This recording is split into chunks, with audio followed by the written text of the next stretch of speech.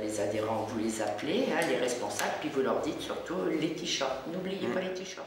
À la Fédération du Gard, le principal sujet de discussion en ce moment, c'est l'organisation du voyage à Paris pour le 1er mai. Cette année, le traditionnel défilé en l'honneur de Jeanne d'Arc sera l'occasion de fêter les bons résultats du premier tour. C'est aussi ce jour-là que Marine Le Pen devrait donner sa consigne de vote pour le second tour. Mais les militants ont déjà leur petite idée.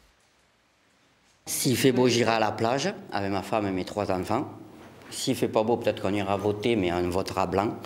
Car voter pour Sarkozy ou François Hollande, pour moi, c'est la même chose.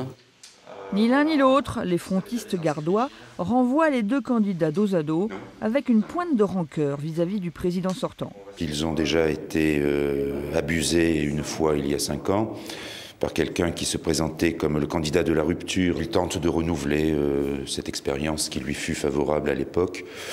Je ne pense pas que les Français se laisseront abuser une 2e fois. En attendant, ce premier tour de la présidentielle conforte le Gard comme bastion du FN. Si son candidat historique était en tête dans davantage de communes en 2002, sa fille, elle, a séduit plus d'électeurs, surtout chez les jeunes. On a beaucoup de jeunes maintenant, de plus en plus au Front National, donc forcément ça amène des nouveaux adhérents, des nouveaux sympathisants et des nouveaux électeurs.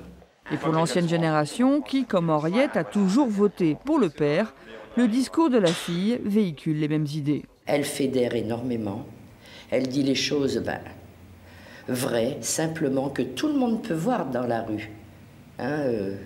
C'est à votre porte, ce que vous voyez. Ici, on est déjà en campagne pour les législatives. Le score de dimanche dernier permet à ces militants de rêver. Ils espèrent voir leurs élus pousser les portes de l'Assemblée nationale.